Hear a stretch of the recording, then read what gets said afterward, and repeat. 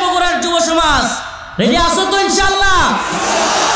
আমাদের ভূখণ্ড, আমাদের ঈমান, দ্বীন এগুলোকে ধ্বংস করতে আসলে আমরা কি তাদেরকে ছাড় দিব? এই ভারতের গোলামি কি আমরা মানব? আমরা আল্লাহর গোলামি করি। ভারত যদি বাংলাদেশ দখল করতে আসে ঈমানের জন্য, দ্বীনের জন্য, ভূখণ্ড রক্ষার জন্য, আমরা তাদেরকে দাঁত ভাঙা জবাব দিব, দাঁত ভাঙা জবাব দিব। আল্লাহ রাব্বুল আলামিন কোরআনের বিভিন্ন জায়গায় মুমিনদের সফলতা নিয়ে কথা বলেছেন। এক জায়গায় বলেছেন, ইয়া আইয়ুহাল্লাযীনা আমানুত্তাকুল্লাহ ওয়া কুলু কাওলান সাদীদা ইউসলিহ লাকুম আ'মালাকুম ওয়া ইয়াগফির লাকুম যুনুবাকুম ওয়া মান ইউতি'ইল্লাহা ওয়া রাসূলাহু ফাকাদ ফাযা ফাওজান আযীমা। আল্লাহ রাব্বুল আলামিন বলেন, ওয়া মান ইউতি'ইল্লাহা ওয়া রাসূলাহু, যে আল্লাহ এবং তার রাসূলের অনুসরণ করলো। কার অনুসরণ? আল্লাহ এবং তার রাসূলের অনুসরণ যারা করলো, ফাকাদ ফাযা ফাওজান আযীমা, তারাই হলো সফল কাম। সুবহানাল্লাহ। তাইলে অনুসরণ করতে হবে আল্লাহ এবং তার রাসূলের, ঠিক কি ঠিক না? আল্লাহ এবং তার রাসূলের বিরুদ্ধে যদি কোনো নেতা যায়, নেত্রী যায়, দল ছাড়বো, নেতা ছাড়বো, নেত্রী ছাড়বো, কিন্তু আল্লাহ আর রাসূলকে ছাড়বো না। আল্লাহ রাসূলকে ছেড়ে দিব? নেতা নামাজ পড়ে না, আপনাকেও নামাজের কথা বলে না, এই মুসলমানদের নেতা হইতে পারে না। নেতা নামাজ পড়ে না, আপনাকেও নামাজের কথা বলে না, এই মুসলমানের নেতা হইতে পারে? প্রিয় ভাইরা আমার, বন্ধুগণ আমার, এই আয়াতে তো আল্লাহ এবং তার রাসূলের অনুসরণকারীদেরকে সফল বলা হয়েছে। অন্য এক জায়গায় রাসূল আল্লাহ পাক বলেন, ফামান যুহজিহা আনিন নার ওয়া উদখিলাল জান্নাতা ফাকাদ ফাজ ওয়া মাল হায়াতুদ দুনিয়া ইল্লা মাতাউল গুরুর। আল্লাহ রাব্বুল আলামিন বলেন, ফামান যুহজিহা আনিন নার, যেই ব্যক্তি জাহান্নামের আগুন থেকে মুক্তি পেল, ওয়া উদখিলাল জান্নাহ, এবং জান্নাতে প্রবেশ করতে পারল, ফাকাদ ফাজ, সেই তো হলো সফল কাম। চূড়ান্ত মুমিনের সফলতা এই দুনিয়ায় টাকা, বাড়ি, গাড়ি, সুন্দরী নারী বিয়ে করার মধ্যে নয়।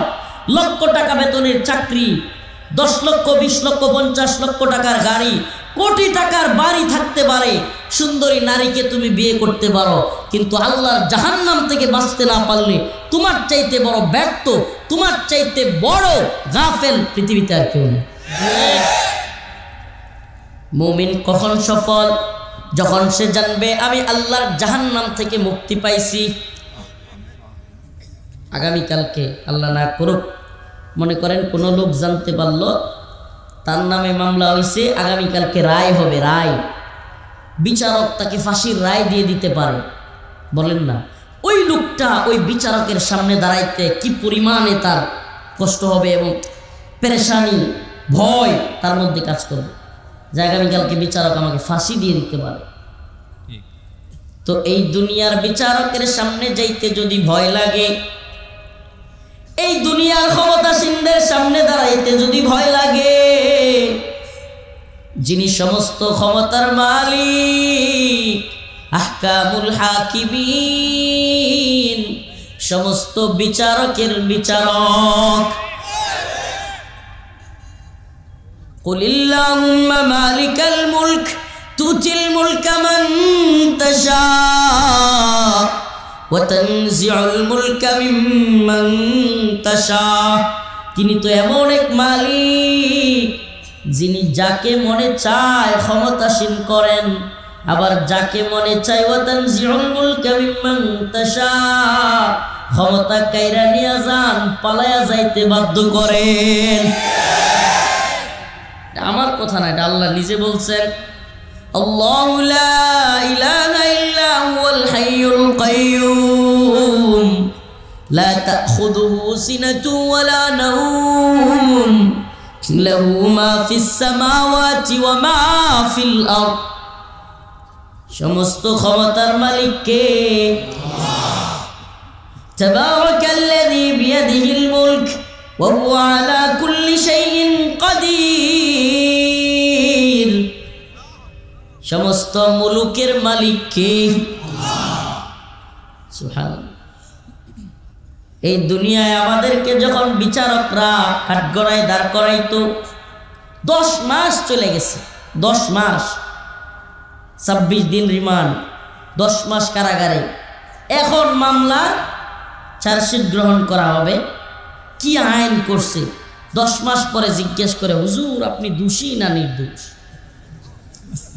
10 মাস পর। এটা তো আমারও 10 মাস, অনেকের চার্জশিট দিতে 3 বছর, 5 বছর, 7 বছর দেরি করে। তাদেরকে 7 বছর পরে জিজ্ঞাসা, তুমি দোষী না নির্দোষ? কান্না ছাড়া উপায় আছে? যে বেটা আমি দোষী না নির্দোষ এটা অহন জানবি, এতদিন জেল দিলি গিয়া। এখন যদি জানবি যে আমি দোষী না নির্দোষ, তাহলে এতদিন রিমান্ডে আর জেলে নিলি গিয়া। ওই বিচারকের দিকে তাকাইয়া তাকাইয়া বলতাম, রে বিচারক, এই দুনিয়ায় তো তুই বিচারক, কিন্তু আখেরাতে তোরও বিচারক আল্লাহ। বিচার একদিন তোদেরও হবে। এই দুনিয়াতেও কিছু বিচার আল্লাহ দেখান। কেন? কারণ হলো সিম্পল, এগুলো দ্বারা উদাহরণ উপমা তৈরি করেন। এক বড় বিচারক যে দাম্ভিকতা নিয়ে বলতো আমি সাইদিরে ফাঁসি দিছি, অহংকার নিয়ে বলতো, আল্লামা সাইদি রাহিমাহুল্লাহকে সে ফাঁসি দিয়েছে।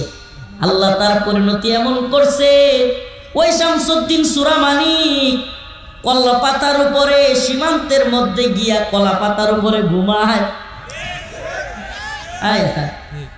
পাবলিকে জনগণে গিয়া বিসির মধ্যে লাথি দিয়া বিসি বাড়াই দিছে। খবর মিথ্যা না সত্য? জানেন আপনারা? সে হসপিটালে গেছে বড় লাথি খায়া, জনগণে জাগা মতো লাথি দিয়ে দিছে। ও প্রিয় ভাই বগুড়ার মুসলমান, এরা অনেকেই বলবে হুজুর আজকে আমরা জেলে গেছি, মজা নিতেছেন, আপনারাও তো জেলে ছিলেন। আমরা বলি হ্যাঁ একথা সত্য, আমরাও জেলে ছিলাম, কিন্তু আমরা জেলে ছিলাম কোর্ট করতেছি, কোর্ট। কারারক্ষীদের যে প্রধান, কাশিমপুর কারাগারের কারারক্ষীদের প্রধান, সে আমাকে আইসা বলতেছে হুজুর আমাদের এই কারাগারে 2-2.5 হাজার বন্দী, এই বন্দীদের মধ্যে এত বেশি মানুষ আপনাকে হাদিয়া দিতে চায়, যদি সব হাদিয়া গ্রহণ করি আপনার রুমে খালি হাদিয়া থাকবে, আপনি থাকতে পারবেন না। এত মুহাব্বত মানুষ করে। কারাগারের ভিতরের কথা বললাম, পানিটা পর্যন্ত আইনা দিত বন্দীরা, কাপড়গুলো পর্যন্ত ধুইয়া দিত, বাজারটা পর্যন্ত করে দিত, টয়লেটটা পর্যন্ত সাফাই করে দিয়ে যাইত বন্দীরা। আলহামদুলিল্লাহ। যখন আদালতে যাইতাম শত শত পুলিশ আমাদেরকে বেরি পড়াইয়া, এই পায়ের মধ্যে বেরি, হাতের মধ্যে হ্যান্ডকাপ, গরুর রশি লাগায়া টাইনা নিত। ওরা চাইতো লাঞ্ছিত করতে, কিন্তু শত শত মানুষ আহ আহ করতো, চোখ দিয়া পানি ঝরতো। অনেক যুবক পোলাপান দৌড়ে আইসা আমাদেরকে জড়ায়া দইরা ফেলতো। এটার নাম ভালোবাসা। আর তোদেরকেও মানুষ ভালোবাসে, পচা ডিম নিয়ে দাঁড়ায়া থাকে, পচা ডিম। শুভেচ্ছা পড়ে গেলে কিসের শুভেচ্ছা? আবার অনেকে ক্ষিপ্ত হইয়া পুলিশের উপর দিয়া গিয়া ফ্লাইং কিক মারে। আবার একটা ভিডিওতে দেখলাম যে ডিম গিয়া কপালের মধ্যে লাগছে, ওইটা চিল্লায়া কইতেছে লাগছে রে লাগছে। সুবহানাল্লাহ। তো তোরাও কারাগারে গিয়েছিস আর আমাদেরকেও কারাগারে দিয়েছিলি। আল্লাহ পাক একদলকে কারাগারে রাইখাও সম্মানিত করেছেন, আর তোদেরকে লাঞ্ছিত করছেন। সুবহানাল্লাহ। যাদেরকে তোরা বন্দি করতে চাইছিলি, আজকে তাদের প্রোগ্রামে তাদেরকে দেখবার জন্য, তাদের কথা শুনবার জন্য এদেশের হাজার হাজার লাখো লাখো মানুষ রেডি হয়ে যায়। সুবহানাল্লাহ। ওয়া তুইজ্জু মান তাশা ওয়া তুযিল্লু মান তাশা। সুবহানাল্লাহ। তাইলে এই দুনিয়াতে এমপি হওয়া সফলতা, আমার এখন আজকে একটা ভিডিও দেখা, ওই যে খাদ্যমন্ত্রী একটা ছিল না কামরুল, সময় টিভির মালিক, নোংরা এক টিভি, যেটা থেকে খালি ইসলামের বিরুদ্ধে প্রোপাগান্ডা, ভারতের দালালি এগুলোই করতো। আজকে কামরুলের কথা মনে পড়ে গেল। এক নেতা ছিল চট্টগ্রামের, শাকা চৌধুরী, সালাউদ্দিন কাদের চৌধুরী, নাম শুনছেন? একদিন শাকা চৌধুরী তখন গ্রেফতার ছিল, আর কামরুল তখন মন্ত্রী। কামরুল শাকা চৌধুরী ডাক দিয়ে, কামরুলিয়া কিরে তুই আমার সার পেলি না, সালাম দিয়ে গেলি না। ভিডিওটা খুব ভাইরাল হয়েছিল। আজকে সেই কামরুল মিয়া গ্রেফতার, ঠিকই ঠিক না? আজকে সে গ্রেফতার। আমাদেরকে যেই পুলিশ গ্রেফতার করেছিল, পুলিশের প্রধান চৌধুরী আব্দুল্লাহ আল মামুন গ্রেফতার। সুবহানাল্লাহ। আল্লাহ পাক চাইলে কি করতে না পারেন? হ্যাঁ, শিক্ষা এটা, এগুলার চাইতে বড় শিক্ষা আর কি হইতে পারে? এই শামসুদ্দিন চৌধুরী মানিক, হায় রে, আলেমদেরকে কি পরিমাণে বিশুদ্ধার, আর আলেমদেরকে কি পরিমাণে অকথ্য ভাষায় কথাবার্তা এই লোকটা বলতো, কি পরিমাণ হিংস্র ছিল। এই লোকটার পরিণতি কি হইল? কলা পাতা নিয়া ইন্ডিয়ার বর্ডারে গিয়ে শুয়ে রইল, আবার গ্রেফতার হইল। এখন কি পরিস্থিতি? মানুষ কি ক্ষিপ্ত। তাহলে কি করলি এতদিন? আলেমদের বিদ্বেষী করে কি পাইলি?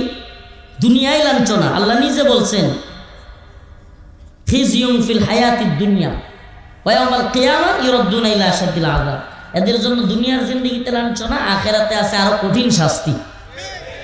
দুনিয়াতে লাঞ্ছনা আর আখিরাতে কঠিন শাস্তি। সুবহানাল্লাহ। দুনিয়ার লাঞ্ছনা তো শুরু হয়ে গেছে, কি বলেন? দুনিয়ার লাঞ্ছনা শুকরিয়া আদায় করি পারবো না ভাই, যতই শুকরিয়া আদায় করি হবে না।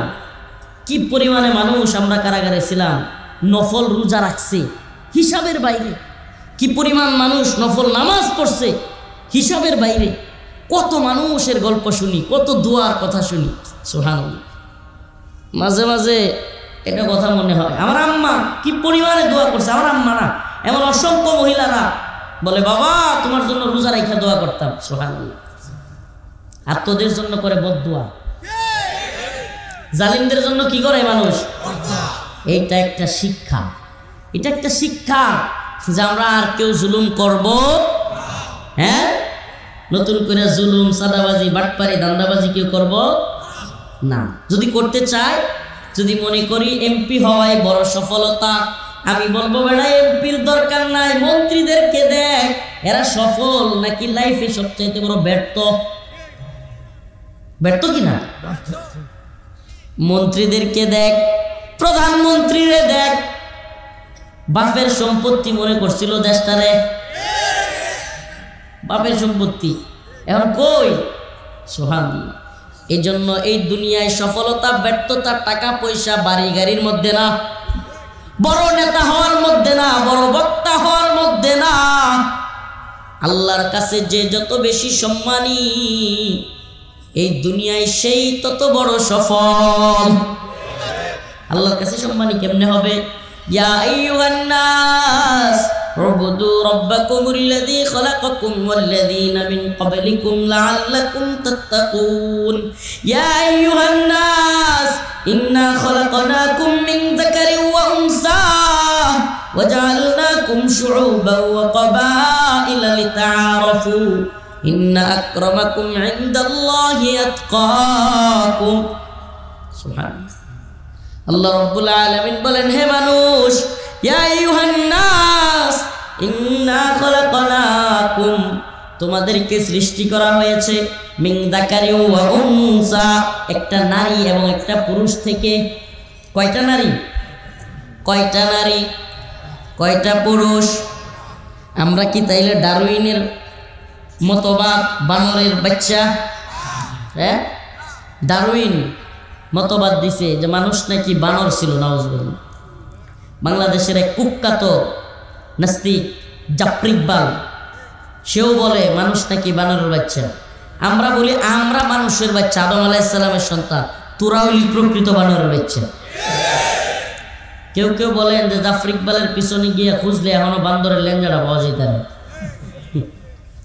আমরা কি মানুষের বাচ্চা না বানরের বাচ্চা? আমরা মানি কোরআন, আমরা মানি আল্লাহকে, বান্দরের বাচ্চারা হলো অবিশ্বাসী নাস্তিক। আপনি বুঝেন, একবার যদি মানুষকে এরা বিশ্বাস করানো যায় যে মানুষ ছিল বানরের বাচ্চা, তাইলে ইসলাম থাকেই না। কারণ আদম আলাইহিস সালাম থাকে না, হাওয়া আলাইহিস সালাম থাকে না, কারণ মানুষ যেহেতু বানরের বাচ্চা, আদিভাবে এইভাবে আসছে, তাইলে আল্লাহর কোরআন মিথ্যা। নাউযুবিল্লাহ। মানে এরা ইসলামকে, কোরআনকে অকার্যকর করে দেওয়ার জন্য সূক্ষ্ম কৌশলে মুসলমানদের বইয়ের মধ্যে, পাঠ্য বইয়ের মধ্যে এই মতবাদ দিয়ে দিয়েছে। আর আশ্চর্যের বিষয় কি জানেন, এই বন্ডগুলো এখন যখন এই বইগুলো সংস্কার করার প্রয়োজন, সিন্ডিকেট আওয়ামী লীগের ওগুলো এখনও রয়ে গেছে, এখনও জানুয়ারিতে যেন বই না দিতে পারে এজন্য ছাপাখানায় গন্ডগোল লাগাই দিছে। এগুলো অনেকে জানে না, ছাপাখানায় আগের থেকে এমন গন্ডগোল লাগাই রেখে গেছে, কারণ সারা বাংলাদেশে এই কাগজের ছাপাখানা দিয়া বই রেডি করতে অনেক সময়ের ব্যাপার। এটা 2 দিনের ব্যাপার না। সেই লম্বা প্রসেসের মধ্যে হাসিনা গভর্নমেন্টের যেগুলো ছিল এগুলো এমন সিন্ডিকেট একটা তৈরি করে প্যাঁচ লাগাই রেখে গেছে যাতে করে নতুন সরকার জানুয়ারিতে বই দিতে না পারে। চিন্তা করছে? বন্ডামি এখনো সারে নাই, এখনো ভারতে বৈশাও বন্ডামি করতেছে। এখন আবার তো দেখতেছেন কিনা নিউজগুলো, ভারতীয় সীমান্তে বিভিন্ন জায়গায় হিন্দুত্ববাদীরা আমাদেরকে থ্রেট দিচ্ছে, হুমকি দিচ্ছে, বাংলাদেশ দখল করে ফেলবে। কি বগুড়া দখল করতে আইলে দিবেন? হ্যাঁ, বগুড়ার যুব সমাজ রেডি আছো তো? ইনশাআল্লাহ আমাদের ভূখণ্ড, আমাদের ঈমান, দ্বীন এগুলোকে ধ্বংস করতে আসলে আমরা কি তাদেরকে ছাড় দিব? এই ভারতের গোলামিকে আমরা মানব? আমরা আল্লাহর গোলামি করি। ভারত যদি বাংলাদেশ দখল করতে আসে, ঈমানের জন্য, দ্বীনের জন্য, ভূখণ্ড রক্ষার জন্য আমরা তাদেরকে দাঁত ভাঙা জবাব দিব, দাঁত ভাঙা জবাব দিব।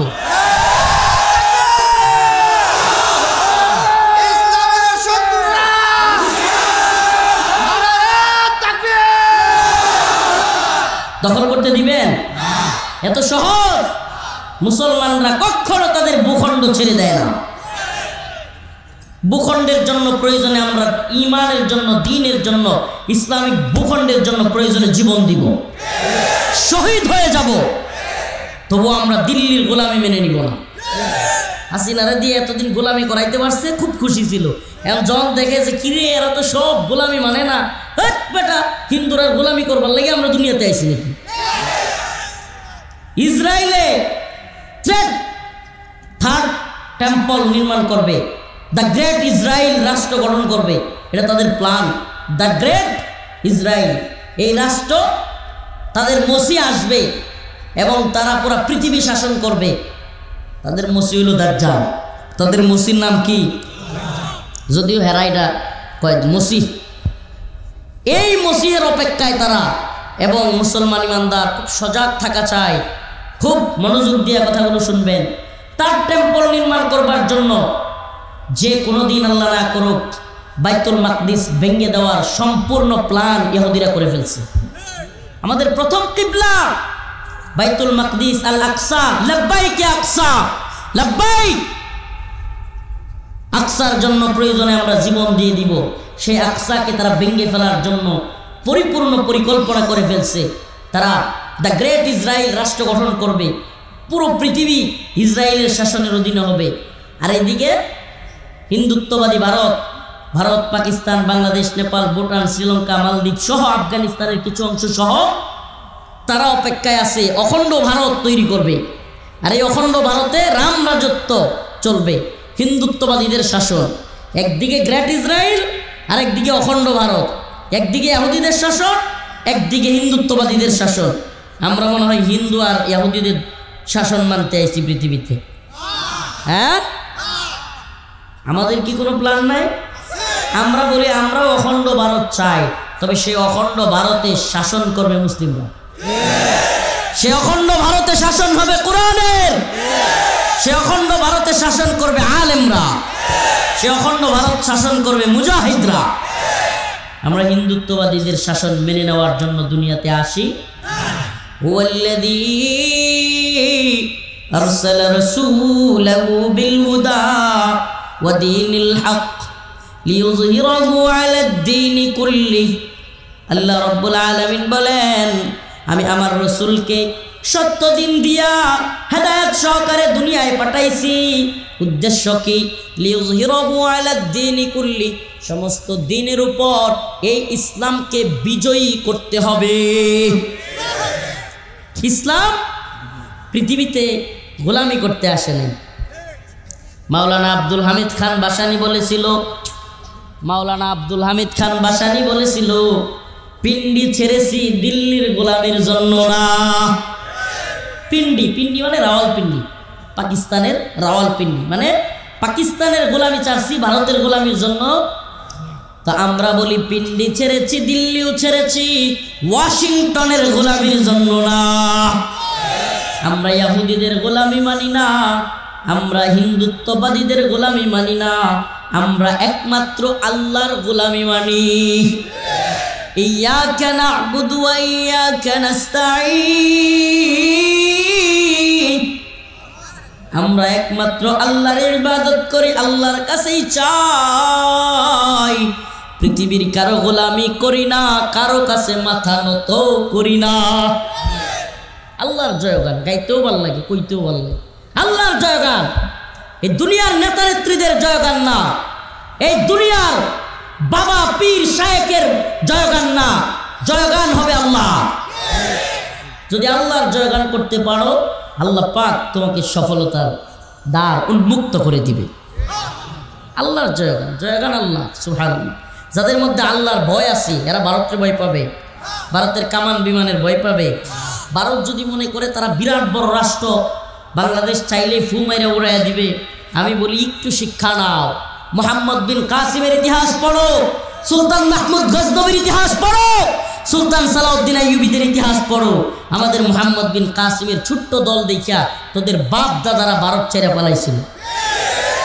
আমরা সেই মুহাম্মদ বিন কাসিমের উত্তরসূরি, আমরা সেই সুলতান মাহমুদ গজনবীর উত্তরসূরি। হিন্দুত্ববাদীদেরকে বলি এত লম্পজম্প পারিস না, দিন শেষে মুসলিমদের গর্জন দেখলে পালায়া যাওয়ার পথ খুঁজে পাবি না। আফগানিস্তানের দিকে একটু তাকায় দেখ না, ছোট্ট একটা বাহিনী, Taliban, America, Russia, Britain, France, Germany, সব বড় বড় সুপার পাওয়ার, সব সুপার পাওয়ার এসে নাখানি সুবানি খায়া সাইরা দিলা কাইন্দাবাসী বাদ দেইখা নাকি ঘর দিয়া বিদায় নিছে। তো সুপার পাওয়ার কি আমেরিকা, সুপার পাওয়ার ভারত, নাকি সুপার পাওয়ার সেফ আল্লাহ? সুপার পাওয়ার সেফ আল্লাহ। সুবহানাল্লাহ। সুপার পাওয়ার কে? এই সুপার পাওয়ার কি কয়? সুপার পাওয়ার আল্লাহ কয় কাম মিন ফিয়াতিন কলিলাতিন গলাবাত ফিয়াতান কাসীরাতান বিইذনিল্লাহ। আল্লাহ রাব্বুল আলামিন বলেন, যদি আল্লাহর উপর আস্থা এবং ভরসা রেখে ছোট্ট কোন দল বড় বড় দলের বিরুদ্ধে লড়াই করে, আল্লাহ পাক তাদেরকেই বিজয়ী করবে। আমার রাসূল এমন ব্যক্তি বলেছেন, আমার উম্মতের যদি 12,000-এর বাহিনী থাকে, কয় হাজার? আমার উম্মতের বাহিনী যদি 12,000 মুজাহিদের বাহিনীও হয়, আমার উম্মতের 12,000 মুজাহিদকে পৃথিবীর কোন সুপার পাওয়ার হারাতে পারবে না। আকায়ে নামদার তাজদার মদিনা সরদারে দু আলম মুহাম্মদ আরবি সাল্লাল্লাহু আলাইহি ওয়াসাল্লাম বলেন, আমার উম্মতের বাহিনী 12,000-এর কয় হাজার? সুপার পাওয়ারের বাহিনী বড় বড় হইতে পারে। আমি তো বলি রাসূল সাল্লাল্লাহু আলাইহি ওয়াসাল্লাম তো 12,000 বলছেন, তালেবান যোদ্ধারা একসময় 12,000-ও ছিল না। একটা পাহাড় ইতিহাস পড়ে দেখেন, আফগানিস্তানে আমি আল্লাহকে দেখেছি, কিংবা শেখ শহীদ আব্দুল্লাহ আজম রাহিমাহুল্লাহ তাফসিরে সূরাতুত তাওবা, বিভিন্ন কিতাবগুলো ইতিহাসের পড়ে দেখলে দেখবেন ওখানে বলা আছে শেষমেশ যুদ্ধটা এত যখন তীব্র হলো, আমেরিকান ড্রোনগুলো, বিমানগুলো একের পর এক বোম্বিং করতেই থাকলো। এত বোম্বিং করেছে, এত বোমা ফেলছে, থাকবার মতো কোনো জায়গা নাই। একটা পাহাড়ে গিয়া মুজাহিদরা সবাই আন্ডারগ্রাউন্ডে গিয়া অবস্থান নিল। পাহাড়টার নাম হলো তুরাবুরা পাহাড়। কি পাহাড়? এক তুরাবুরা পাহাড়ে থেকে পাল্টা অ্যাটাক করতে করতে করতে করতে আমেরিকা রাশিয়ার বাহিনীরে পাগল বানায় দিল। সুবহানাল্লাহ কন্যা, পাগল বানায় আসছে। যদি পাগলই না হইতো তা আফগান তালেবানদের সাথে 2001 সাল থেকে 2021 সাল 20 বছর যুদ্ধ করা লাগে। আগে ওই আগেরগুলো তো মনে নাই, ইদানিংয়ের কিছু তো মনে থাকার কথা। গাজায় যখন মুজাহিদরা প্রথমবার অ্যাটাক করলো, ইসরায়েলের নেতানিয়াহু সহ সবগুলো বলছিল না 24 ঘন্টার মধ্যে হামাসকে নিশ্চিহ্ন করে দিব, কয় নাই? বলছিল কি বলে নাই? এরপরের টাইম 48 ঘন্টা, পরে 72 ঘন্টা। আস্তে আস্তে দিন যায়, রাত পোহায়, বছর চলে যায়। এখন ইসরায়েলি বাহিনী আবিষ্কার করলো হামাসের বাহিনী গাজার উপর দিয়ে যেমন এক শহর নির্মাণ করছে, সুড়ঙ্গ দিয়া আরেক শহর নির্মাণ করছে। সুবহানাল্লাহ কান্না। ওই মাটিকে জায়গায়, ওই মাটিকে একেবারে যেই জায়গায় আছে ওই জায়গায় বহাল রাখেন কে? আল্লাহ কয় আমার বান্দারা সুড়ঙ্গে ঘুরবে, মাটি তুই স্তব্ধ হয়ে ওখানেই থাকবি, দোষতে পারবি না। সুবহানাল্লাহ। কত ভূমিকম্প হয়, কত পাহাড় দইসা যায়, অথচ ফিলিস্তিনি মুজাহিদরা মাটির নিচে সুড়ঙ্গ কইরা থাকে। সুবহানাল্লাহ। এটার কুদরত কার? বলেন না কার? বিজয়ী করতে পারেন কে? সফলতার মালিক কে? প্রথম থেকে যে কথা বলতেছিলাম, মুমিনরা সফল কাম হবে কেন? কারণ আল্লাহ বলেছেন মুমিনরাই হলো সফল। কিভাবে? قد أفلح المؤمنون الذين هم في صلاتهم خاشعون والذين هم عن اللغو معرضون। মুমিনরা খালি বিরাট বড় বড় জালসা করবে না, তাফসীর মাহফিল করবে না, এই শীতের দিনে মুমিনরা নামাজও করবে। নাকি শুধু জালসা করবেন?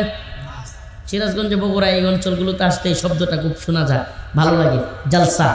যদিও আমাদের দিকে গিয়ে জলসা করলে সর্বনাশ, কারণ আমগর দিকে জলসা করে হলো বন্ডবীররা।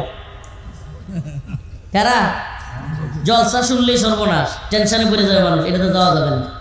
তো বড় বড় তাফসীর মাহফিল, বড় বড় জলসা করে বড় বড় ভাইরাল বক্তা দাওয়াত দিলে কি সফল হওয়া যাবে? হ্যাঁ?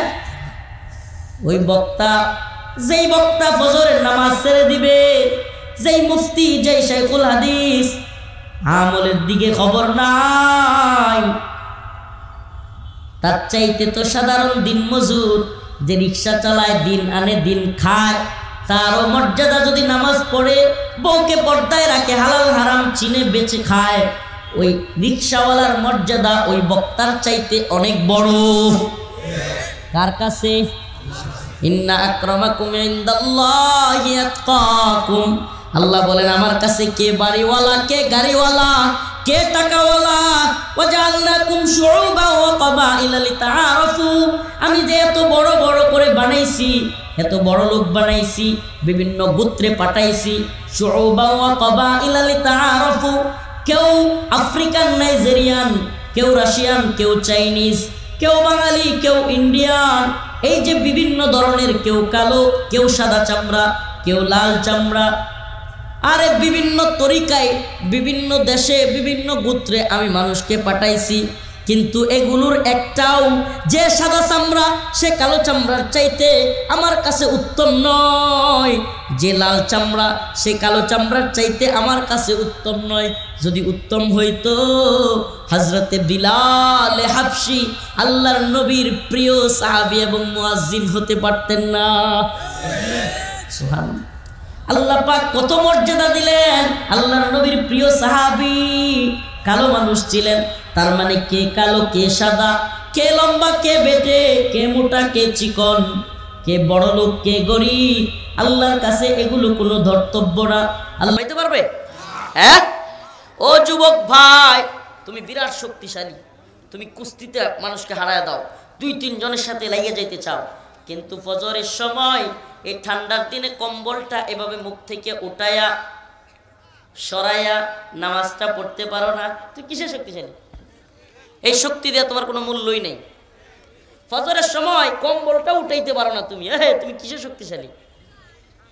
কয় হুজুর কম্বল উঠাইতে পারি না, মানে কম্বল 10টা দিলেও মিল্লা দিয়ে ফালাই দিব, কিন্তু ফজরের সময় পারি না।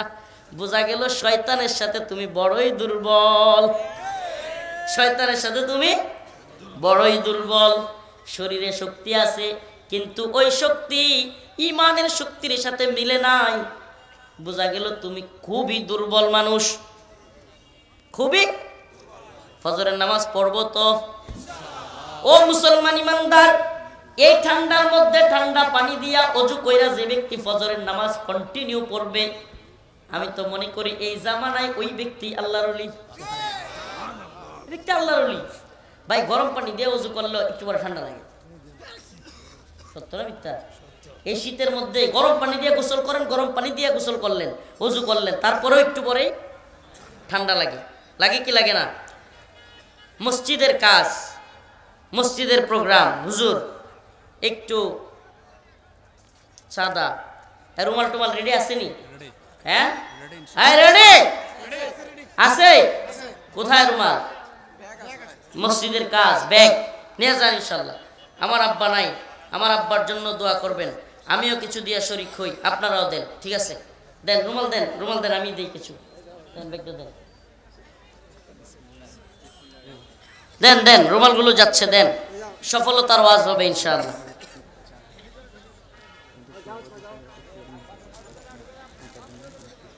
আচ্ছা ইনশাআল্লাহ, দ্রুত দ্রুত ব্যাগগুলো দ্রুত, একেবারে 2-3 মিনিটে শেষ করতে হবে, 2-3 মিনিটের মধ্যে। মসজিদের কাজ, মান বানা লিল্লাহি মাসজিদান বানাল্লাহু লাহু বাইতান ফিল জান্নাহ। সুবহানাল্লাহ, আল্লাহ রাসূল বলেছেন, যে ব্যক্তি মসজিদ আবাদ করলো সে ব্যক্তি জান্নাতে তার বালাখানা তৈরি করলো। সুবহানাল্লাহ, মসজিদ আবাদ করলো যে সে কি করলো? জান্নাতের মধ্যে তার বালাখানা তৈরি করলো। কিন্তু ওই জান্নাতে ঢুকতে হইলে চাবি কিন্তু লাগবে, ওই চাবি হইল নামাজ। কথা কয় না? চাবি কি?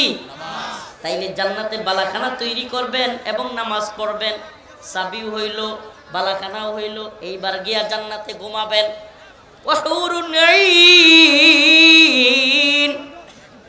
ওই হৌরে গিলমানরা তৈরি আছে আপনাকে অভ্যর্থনা দেওয়ার জন্য। এই সুবহানাল্লাহ, এই দুনিয়ার বউরা আরে কত জ্বালা জ্বালা করে, কিন্তু হুরেরা আপনারে জ্বালাবে না, খালি খুশি করবে। সুবহানাল্লাহ। এই যুবক, মসজিদে টাকা দাও, জান্নাতে হুর তালাশ করো, নামাজ পড়ো। এই কথা নাই, কথা নাই, দ্রুত। এই অল্প ব্যাগ কেন? এতগুলো মানুষ, ব্যাগ বেশি করে দিতে হবে। হ্যাঁ 50টা আছে, ওই পিছন থেকে আসতে তো। মাশাআল্লাহ, দ্রুত। মসজিদের কাজ, সিংরা কালাশ নূরে জামে মসজিদ। আল্লাহ তুমি এই মসজিদকে কবুল আর মঞ্জুর করো। আল্লাহ এলাকার মানুষকে তুমি নামাজি বানায় দাও, দিনদার পরহেজগার মুত্তাকি বানায় দাও। আল্লাহ যারা দান করতেছে তাদের দানকে কবুল আর মঞ্জুর করো। আল্লাহ তাদের দানের আশাগুলোকেও পূরণ করে দাও। যে যে নিয়তে দান করতেছে, আল্লাহ মুসাফির আমি মাজলুম, আল্লাহ দানের উদ্দেশ্য আল্লাহ তুমি কবুল করো, এবং যে যে নিয়ত করতেছে তার নিয়তের নেক মাকাসেদ পূরণ করে দাও। বলেন আমিন। এই মসজিদের কাজ চলমান, কেউ কি সিমেন্ট দিবেন? সুবহানাল্লাহ, রড সিমেন্ট, একেবারে কবুলিয়তের কাজ। সুবহানাল্লাহ, মাকবুল কাজ। আমি মুসাফির মাজলুম, দোয়া করব। এই আছে কোনো ভাই যে মসজিদে আমি 1 বস্তা 2 বস্তা সিমেন্ট দিব, রড দিব? আছেন? সুবহানাল্লাহ। আমি কিন্তু কালেক্টর না, কিন্তু মসজিদের কাজ চললে কালেক্টর হইতে আমি রাজি। মসজিদের জন্য, আল্লাহর জন্য যা করতে চাই, যা করতে বলে আমি রাজি আছি ইনশাআল্লাহ। মাশাআল্লাহ, মারহাবা, আল্লাহু আকবার। আল্লাহ তুমি বাবারে কবুল করো, মঞ্জুর করো, বলেন আমিন। বাবার নামটা শুনতে পারি? সুলাইমান আলাইহিস সালামের নামে নাম। বাবা সুলাইমান 10 বস্তা সিমেন্ট করলো দান। আল্লাহ তুমি তার বাড়ায় দাও মান সম্মান। আল্লাহ তুমি তার নেক হায়াত দান করো, তার আমলের মধ্যে, ঈমানের মধ্যে বরকত দান করো। রফিকুল ইসলাম আজকে সভাপতি, আমার মিতা, লিল্লাহি তাকবীর। 50,000 টাকা মসজিদে দান করেছেন। আল্লাহ তুমি আমার এই মিতা রফিকুল ইসলামকে দ্বীনের জন্য কবুল করো। আল্লাহ তার ঈমান আমল হেফাজত করো। আল্লাহ তার রিজিকের ওয়াসাত দিয়া দাও, আরো সম্পদ বাড়ায় দাও যেন দ্বীনের পথে খরচ করতে পারে। আল্লাহ আল্লাহ তার আহলু ইয়াল যদি কেউ কবরে থাকে, তাদের কবরকে জান্নাতের বাগান বানায় দাও। আরো জোরে বলেন আমিন। আর কে আর কে আছেন? সিমেন্ট, রড, যে যেমন পারেন, কোনো বাধ্যবাধকতা নাই। মাল ইমরিইম মুসলিমিন ইল্লা আন তিবি নাফসিন। রাসূল সাল্লাল্লাহু আলাইহি ওয়াসাল্লাম বলেছেন, কোন মুসলমানের মাল সন্তুষ্ট চিত্তে ছাড়া নেওয়া যাবে না। মাল ইমরিইম মুসলিমিন ইল্লা আন তিবি নাফসিন, সন্তুষ্ট চিত্তে দিতে হবে। মসজিদ আল্লাহর ঘর, সন্তুষ্ট চিত্তে দান করতে হবে, জোর জবরদস্তি নাই। আপনি দিবেন না, আপনি পস্তাবেন। হ্যাঁ, আমি একটা বুদ্ধি দেই আপনাদেরকে, বিভিন্ন এলাকায় বেড়াইতে যান না, 1000 আরেক ভাই, আল্লাহ কবুল করো, মঞ্জুর করো, জানে মালে বরকত দান করো, বলে না আমি। বিভিন্ন জায়গায় বিভিন্ন গ্রামে বেড়াইতে যান না, কথা কয় না, বেড়াইতে যান না, একটা বুদ্ধি দিয়ে দেই, খুব সুন্দর বুদ্ধি। আল্লাহর সাথে সম্পর্ক করতে চান, গভীর সম্পর্ক হয়ে যাবে। মসজিদের সভাপতি সাহেব 5 বস্তা সিমেন্ট, আল্লাহ কবুল করো, মঞ্জুর করো, জুড়ে বলে না আমিন। বিভিন্ন এলাকায় গিয়া প্রত্যেকটা মসজিদে নামাজ পড়লেই 50টা করে টাকা কিংবা 100, যে যেমন পারেন 100 টাকা দিবেন। 50টা টাকা কেউ যেন না দেখে, প্রয়োজনে দান বাক্স থাকে না, ওইটার ভিতরে ঢুকাইয়া 50টা টাকা রেখে আসবেন। 20 টাকা হোক, 10 টাকা হোক, রেখে আসবেন। এইভাবে ঘুরতে ঘুরতে 50-60 বছরের জিন্দিগিতে বেড়াইতে বেড়াইতে দেখবেন জীবনে আমি 200 থেকে 300 মসজিদে 10-20 টাকা করে দিছি। সুবহানাল্লাহ। কতগুলো মসজিদ? 200 থেকে 300 মসজিদ। সুবহানাল্লাহ। আল্লাহর আদালতে যখন ধরা খায়া যাবেন, সমস্ত মসজিদগুলো বলবে, আল্লাহ, আপনার এই বান্দা যেই মসজিদে যেই এলাকায় যাইতো, আড়ালে আবডালে 20-50 টাকা করে দিত, আল্লাহ আপনি তারে মাফ করে দেন। সুবহানাল্লাহ কর না? কত সহজ আমল না? কিন্তু এটার সওয়াব অনেক বেশি। বিভিন্ন এলাকায় আমরা যাই কি যাই না, বেড়াইতে গেলে 20 টাকা 50 টাকা একটু দান বক্সে দিয়ে দেওয়া, আপনার অবস্থান অনুযায়ী 10 টাকা হোক, 100 হোক, 500 হোক, অবস্থান অনুযায়ী দান বক্সে দিয়ে দেওয়া। দিন শেষে দেখবেন এত এলাকায় গেছেন, কতগুলো মসজিদে দেওয়া হয়ে গেছে। সুবহানাল্লাহ। এই মসজিদ আপনার জন্য সুপারিশ করবে আল্লাহর কাছে। এই হইছে হইছে, এই রুমালগুলো নিয়ে আবার অন্যদিকে যাও না, রুমাল এদিকে নিয়ে আসো। আসছে তো সব। এই ভাই কোথায়? আমাদের বাড়িতে গেছিল, যে নাম কি, সাইফুল ভাই, রুমাল পাইছেন নি ঠিকঠাক মতো? আল্লাহ কবুল করুক। তো যে ওয়াজ করতেছিলাম, আমি আলোচনার দিকে যাই। আর কেউ দিবেন? সিমেন্ট আসলে হইল না, বাস্তব, হুজুরও বলতেছে এটা বাস্তব। 1 বস্তা সিমেন্ট কত? 100 আমি দিছি না, আরো দিতেছি। 1 বস্তা সিমেন্টের দাম আমি দিচ্ছি ইনশাআল্লাহ। এরা দিবে না, আমরা মুসাফির মানুষ, আমরাই দিই। এই যে এখানে 500 আর 100 দিলাম না। এই যে আমার আব্বা নাই, আমার আব্বার জন্য দোয়া করবেন। মসজিদের কাজ চলমান, কি নাম? কুরমান। 1 বস্তা সিমেন্ট, আল্লাহ কবুল করো, মঞ্জুর করো, জানে মালে বরকত দান করো, ঈমান আমলে হেফাজত করো। দ্রুত দিয়ে ফেলেন, একটু আরেকটু আলোচনা করে এই আয়াতের আলোচনা শেষ করে দিই। দ্রুত দ্রুত মসজিদের কাজ। আরে আমি যদি বুঝাইতে পারতাম, হায় রে দুনিয়াদাররা রে, এই যে বাজারে গেলে শাসটলে বৈশা বন্ধুদের সাথে আড্ডা দিয়া 500 টাকা নষ্ট করে দাও, কিংবা বাড়িতে এই কোথায় থেকে কে আসলো 1000-2000 টাকার বাজার করে ফেলো, এই সময় টাকার চিন্তা হয় না। মসজিদে দিতে গেলে শয়তানে কয় যে দিস না। আহ, কি আফসোস। ইব্রাহিম খলিল 1 বস্তা, আল্লাহ কবুল করো, মঞ্জুর করো, বলে না আমিন। ও মিয়া, এটা জান্নাতের একটা বালাখানা তৈরি করলেন। এই যে মসজিদে একটা ইট লাগাইলেন না, মসজিদে একটা সিমেন্ট দিলেন না, এটা যেন আল্লাহর সাথে সম্পর্ক করলেন। তাআল্লুক মা আল্লাহ। সুবহানাল্লাহ। তাআল্লুক মা আল্লাহ। নিজের ঘরের কাজ বাদ দিয়া যে ব্যক্তি আল্লাহর ঘরের কাজ করতে পারবে না, সুবহানাল্লাহ, তার সাথে আবার আল্লাহর কি সম্পর্ক? প্রয়োজনে নিজের ঘরের কাজ বন্ধ থাকবে, আল্লাহর ঘরের কাজ চলমান থাকবে। সুবহানাল্লাহ। এটা না ইমানদারের ভূমিকা। রাজি আছেন তো ইনশাআল্লাহ? প্রায়োরিটি কোনটা বেশি পাবে, আল্লাহর ঘর নাকি নিজের ঘর? আল্লাহর ঘর প্রায়োরিটি বেশি পাইতে হবে ইমানদারে। তাইলে বোঝা যাবে হ্যাঁ হাকিকি ইমান আছে। আলহামদুলিল্লাহ।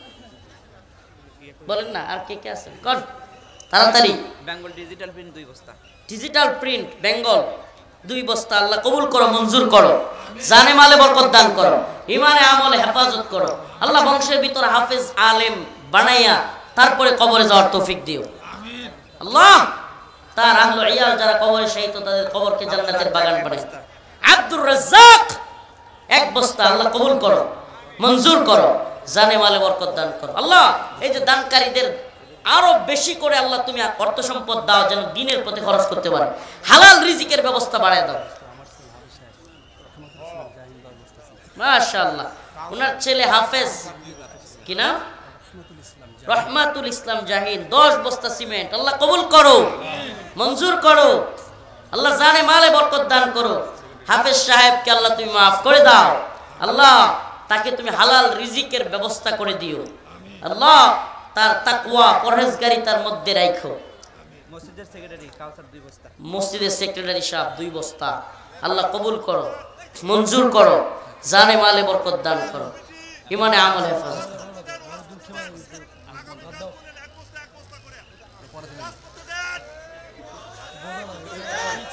আচ্ছা আচ্ছা, ওয়াজ চলবে বুঝছি। মসজিদের কাজ কি দরকার নাই? সকাল থেকে দিবেন? হ্যাঁ দেন। আচ্ছা ঠিক আছে ইনশাআল্লাহ, তাহলে সকালে দিবে 10 বস্তা। নাম কি? ইলিয়াস ভাই 10 বস্তা সিমেন্ট। আল্লাহ কবুল করো, মঞ্জুর করো, জানে মালে বরকত দান করো।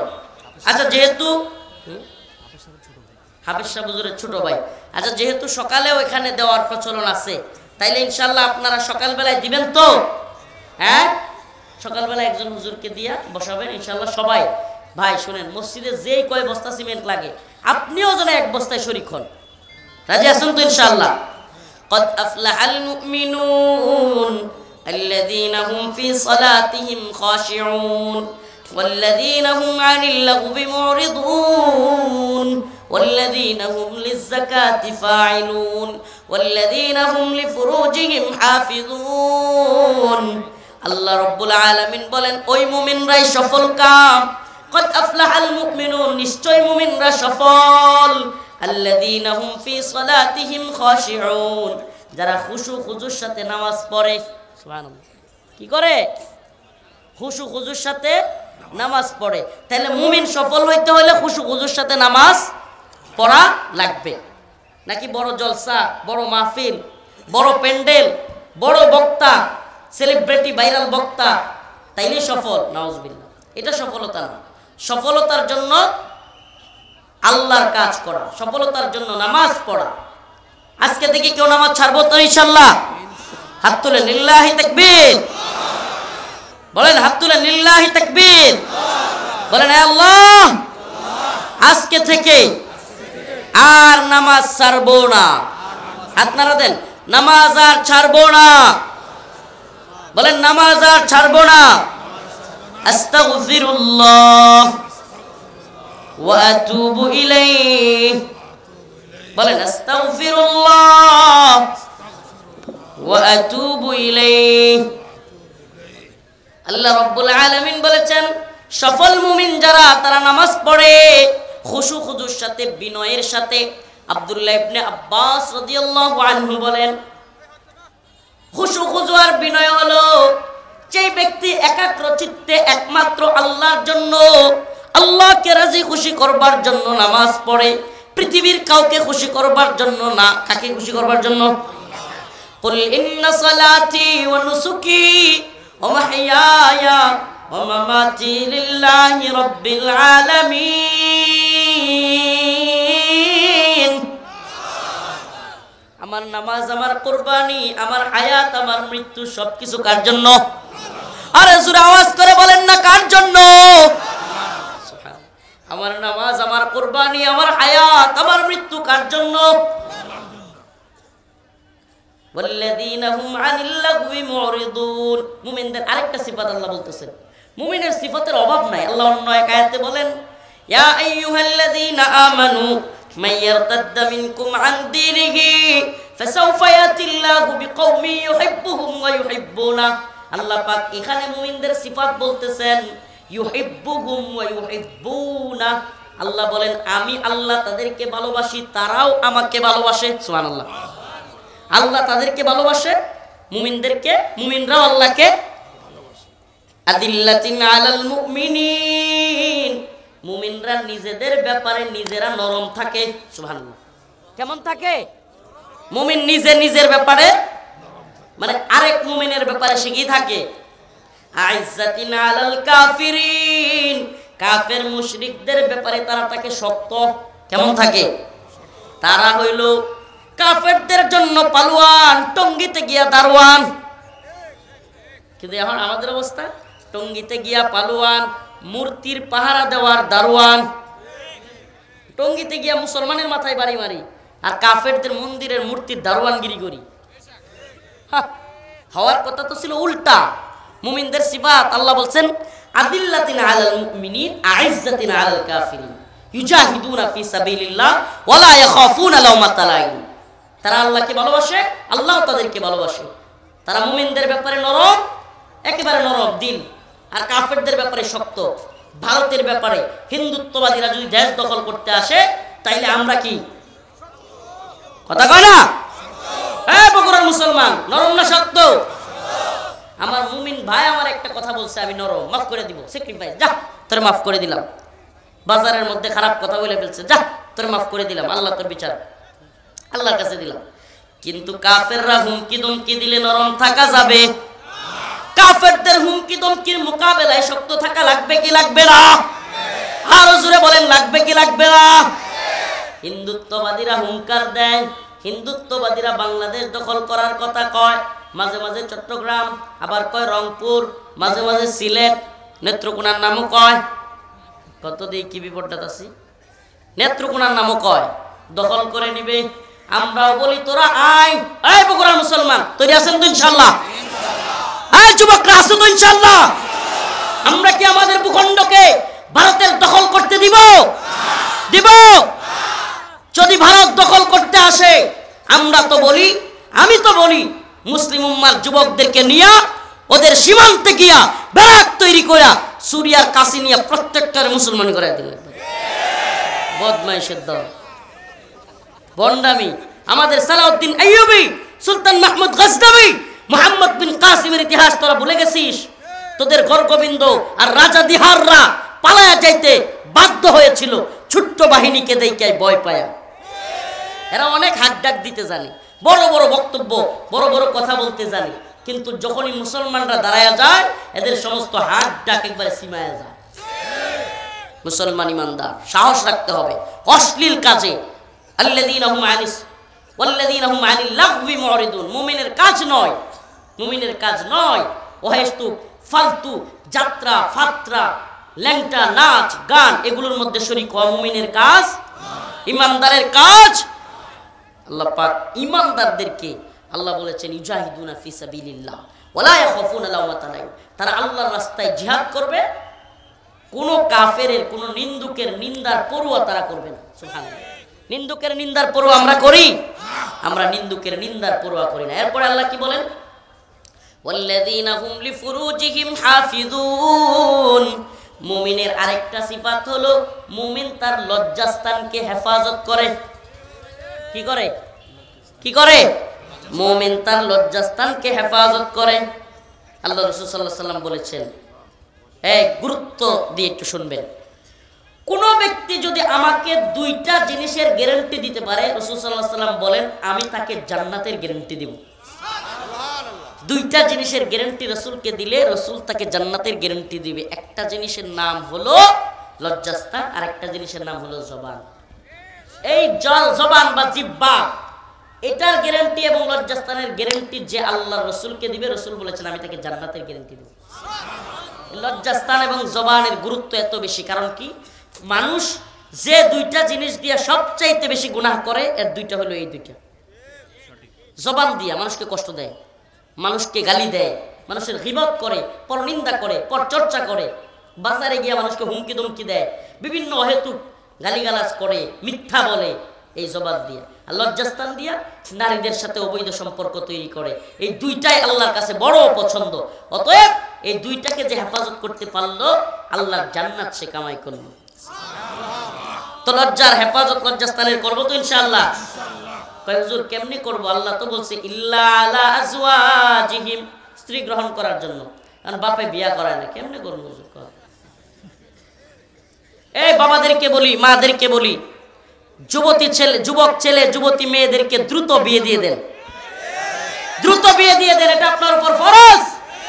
যদি আপনি আপনার ছেলেকে বিয়ে না দেন, যদি আপনি আপনার মেয়েকে বিয়ে না দেন, যদি ওই যুবক ওই যুবতী এই কোনো ধরনের গুনাহে লিপ্ত হয়, ওই যুবক যুবতী যেমন হারাম করে গুনাহগার হয়ে জাহান্নামের পথে যাবে, আপনি গার্ডিয়ান হিসেবে তাকে সময় মতো বিয়ে না দেওয়ার কারণে আপনিও জাহান্নামের আসামি হবেন। মনে রাখবেন, এটার গুনাহগার আপনিও। এজন্য যুবক যুবতী তাদের মা বাবাদেরকে বলি, ও আমার মা বাবারা গুরুত্ব দিয়ে শুনেন, অযথাই আমাদের সমাজ এত বাজে হইছে। হায় রে, এই কাবিনের বোঝা, মোহরের বোঝা, যৌতুকের বোঝা এমন পর্যায়ে নিছে যে এখন যুবকরা বিয়ে করতে ভয় পায়।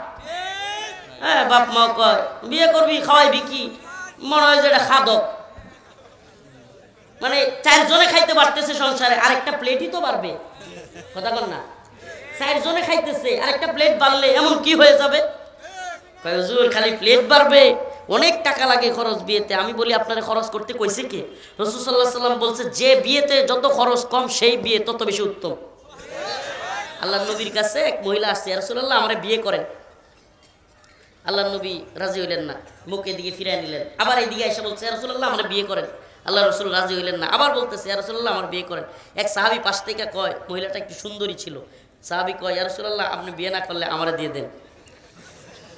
সুবহানাল্লাহ ওয়া বিহামদিহি। হাদিস, মিথ্যা নয়, হাদিস। আল্লাহ রাসূল বললেন, তুমি যে বিয়ে করবা মোহর কি আছে? স্বর্ণের টুকরা আছে? কয় নাই। একটা রূপার টুকরা? কয়টাও নাই। কয় একটু পিতলের বা লোহার একটা কিছু নিয়ে আসো মোহর হিসেবে দেই? কয়টাও নাই। কয় কোরআন জানো তিলাওয়াত করতে? কয়েকটা সূরা মুখস্থ জানি। ওই মহিলারে বলল, তুমি তো নতুন মুসলমান হবা, তোমাকে সেই কোরআনের সূরাগুলো মুখস্থ করায় দিবে, এগুলোই তোমার মোহর। সুবহানাল্লাহ কোন? সুবহানাল্লাহ ওয়া বিহামদিহি, সুবহানাল্লাহ ওয়া বিহামদিহি। আল্লাহ রাসূল বিয়েকে সহজ করতেন। যে সমাজে বিয়ে যত সহজ, সেই সমাজে জিনা তত কঠিন। আর যে সমাজে বিয়ে কঠিন, ওই সমাজে জিনা সহজ। আর গভীরে গেলাম না, গভীরে গেলে তো আবার সমস্যা। থাক, মাফ করে দিয়েন, গভীরে যাইতে পারলাম না। গভীরে যাইলে অনেক কথা আসবে। আজকে কি পরিমাণে যে পরকিয়া, কি পরিমাণে জিনা, ব্যভিচার, ওই বাবা ওই মাও এগুলোর জন্য গুনাহের দায়ী। সমাজে কি পরিমাণে গুনাহ, এই হায়, আস্তাগফিরুল্লাহ আস্তাগফিরুল্লাহ। এমন যুবক পাওয়াই মুশকিল যে বিয়ের আগে রিলেশনে জড়ায় নাই। এমন যুবতী পাওয়াই মুশকিল হয়ে যাচ্ছে যে বিয়ের আগে অবৈধ সম্পর্কে লিপ্ত হয় নাই। এই যে একটা সমাজ, এই যে একটা রাষ্ট্র জিনাহের কায়েম করতেছেন, এই জন্য ওই বাবা মাও দায়ী, এই রাষ্ট্র দায়ী, সমাজ দায়ী। আমাদেরকে এই দায় থেকে মুক্ত হইতে হলে কম খরচে বিয়ের ব্যবস্থা করতে হবে, বেশি বেশি বিয়ে হবে, স্বামী স্ত্রী একসাথে থাকবে, সংসার করবে। রাসূলুল্লাহ সাল্লাল্লাহু আলাইহি ওয়াসাল্লাম বলেছেন, যে বিয়ে করবে আল্লাহ পাক তার রিজিক বাড়ায় দিবে। সুবহানাল্লাহ, রিজিকেরও সাথ দিয়ে দিবে। আল্লাহ পাক সবাইকে জিনা মুক্ত সমাজ গড়বার তৌফিক দান করুক, বলেন আমিন। আরো জোরে আওয়াজ করে বলেন আমিন। মুমিনের যে কয়টা সিফাত বললাম, আসেন এবার নিজেদের সাথে মিলাইয়া দেই। মুমিন খুশু খুজুর সাথে নামাজ পড়ে, মুমিন আল্লাহকে ভালোবাসে, মুমিন ফাহিশা কাজে লিপ্ত হয় না, মুমিন সফল মুমিন বিয়ে করে, জিনাহ করে না। আল্লাহ পাক আমাদের সবাইকে এই গুণাবলীগুলি অর্জন করার তৌফিক দান করুন। ওয়া আখিরু দাওয়ানা আলহামদুলিল্লাহি রাব্বিল আলামিন। আসসালামু আলাইকুম ওয়া রাহমাতুল্লাহি ওয়া বারাকাতুহু।